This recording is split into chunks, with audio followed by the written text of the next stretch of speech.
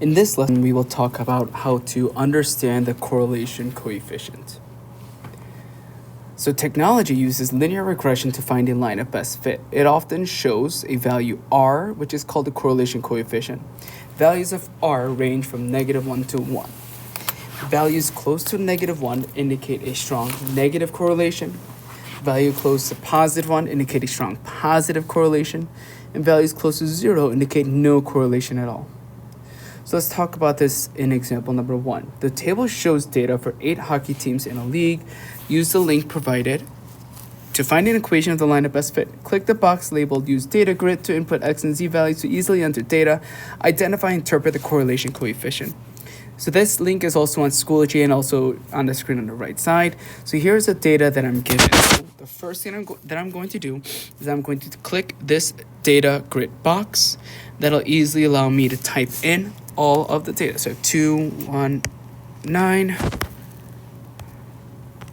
I gotta type it in. 21.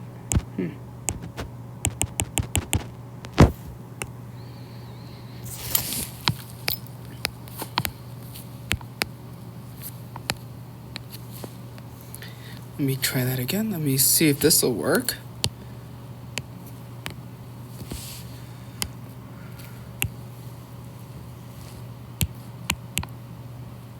There it is. So I type in 219 for the first box. The second box I type in 249. Next box I type in 215. Whoops. 183.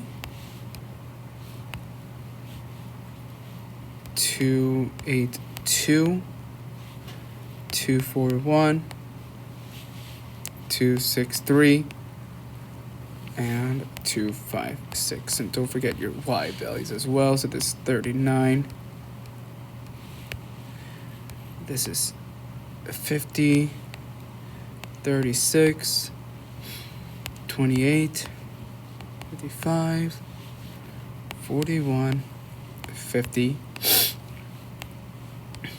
48. So once you have all that plugged in, what you are going to do is finding the correlation coefficient. So click compute, and voila, there it is. Your R is right here. R equals 0.9772. So let's go back to Notability. So I found that my correlation coefficient is R equals 0.9772. What does that mean? That means, according to the notes that are above, there is a strong positive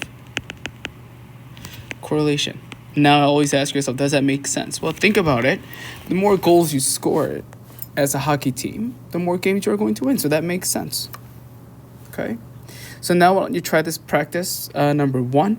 To find the equation line of best fit, all you have to do here is click on, instead of correlation coefficient box on the left, click on equation of regression line.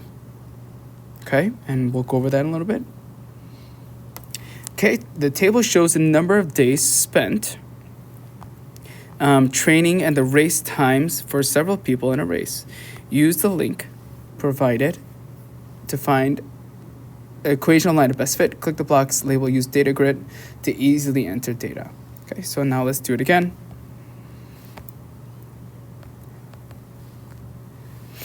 All right, so if I'm going to enter the data, let's see how this works. Let me erase all of this. So it's going to be 2. This will be 14. I'll change that. Give me a second. That will be 7. This will be 5. 21. And 18. And let me get rid of these boxes as well.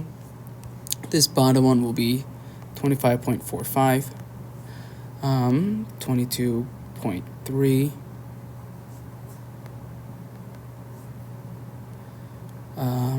23.85, 24.1, 20.9. The last one is 21.2. Let me get rid of these. Okay, so if it asks for the equation of the line of best fit, you could click on the regression line, click compute, And voila, here it is, right there. So in this one, it gives you with the y-intercept in front. So what I want you to do is when you write it out, I want you to write the slope test in front, so it is always in the term y equals mx plus b.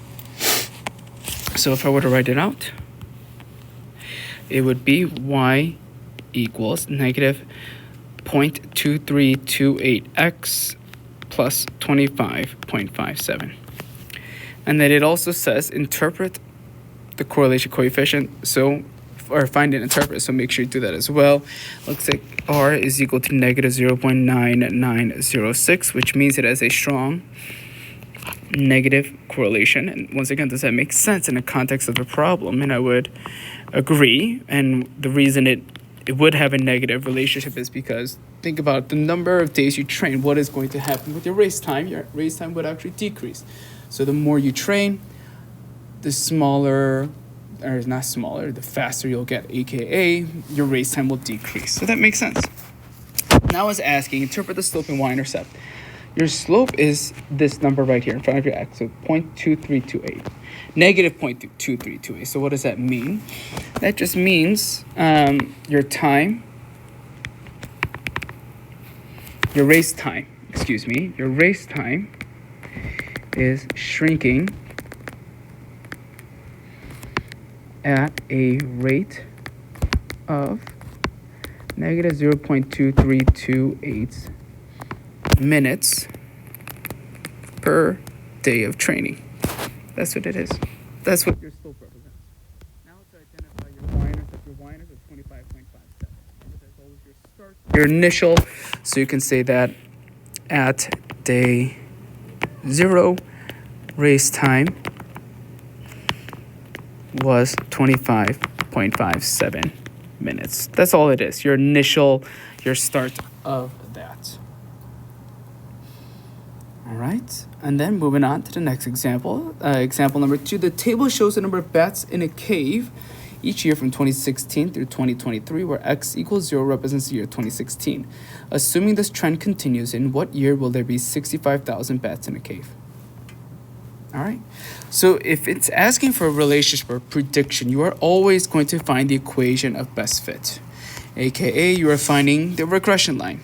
So let's do that real quick. So for this one, this is easy. It's just going to be 0, 1, 2, 3, 4, 5, 6, 7.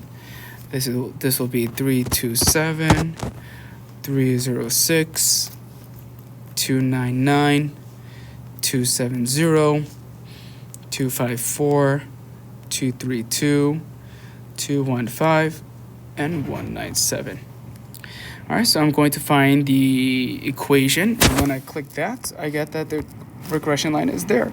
So let me write it out. So I get that y equals negative 18.83x plus 328.4. All right, so what am I going to do? How am I going to use this information to predict when there's 65,000 bats in the cave? Well, take a look at my units. My y units represents bats. Right, so to figure out when it's going to be a 65,000, I'm going to plug in 65 in for y, right? Because bats represent 65. I'm also not going to just plug in 65,000, right? 65,000. I'm just going to plug in 65. Why? Because bats are already in 1,000. So instead of y, I'm going to plug in 65. So now, you won't always plug in that number in for y. Sometimes you'll have to plug it in for x depending on the unit. So you have to take a look at your table and see what units are presented where's. But it just happens that in this case, it is your y. All right, so now let me rewrite it and let me solve for x. I'm going to subtract 328.4 minus 328.4. I got negative 263.4 is equal to negative 18.83x. My final step is to divide by 18.83. I get x to be equal to 13.99, which is roughly 14. So what does that mean in the context of the problem? Remember, x represents years after 2016. So if it's 14 years after 2016, year 14 is going to be 2030, right? Because 14 plus 2016 is going to be 2030. Okay? Knowing this, why don't you try this next one on your own, and we'll go over in a little bit. All right, so don't forget, you always have to enter the data into this website, unless you want to do it by hand, which you, by all means, feel free to, but I'd rather not do it by hand. You get 4.2 as an Xbox, the next one is 4.4, 4.5, 4.6, 4.7. Get rid of these numbers. So I have 27 here, I have 22, I have 18, I have 16, 11, and I have 8. Let me read the problem as well. The table shows the heights of a high jump bar and the number of people who successfully complete each jump. Predict the number of people who will successfully complete a jump when the bar is 5 feet high. All right, so let's start with the equation that I'm given. The equation I'm given is y equals negative 25.88x plus 131. Okay, so then you're trying to figure out the number of people that will pass when it's 5 feet high. Take a look at your units. Height is in feet. This is your x. So I'm going to substitute x for 5, and this one I'm solving for y. Notice how it's different than the other example we did above. So negative 25.88 times 5 plus 131. And when you do that, hold on one second. Let me plug it into my calculator. I got negative 129.4. Oh, I did something wrong. It shouldn't be 12. It should be 11 here. I apologize for that. Let me fix that real quick. And I was going to say, something didn't seem right here. Let me try that again. So the actual equation, that makes more sense. It's y equals negative 26.47x plus 133.5. Negative 26.47 times 5 plus 133.5. And that should be negative 132.35 plus 133.5, which is 1.15. So if you were to predict the number of people who will successfully jump, it's roughly one person, right? Because 1.15 is around on average one person. So that is it for today's lesson. Circle your level of understanding 1, 2, 3, 4, 5, and we'll call it a day.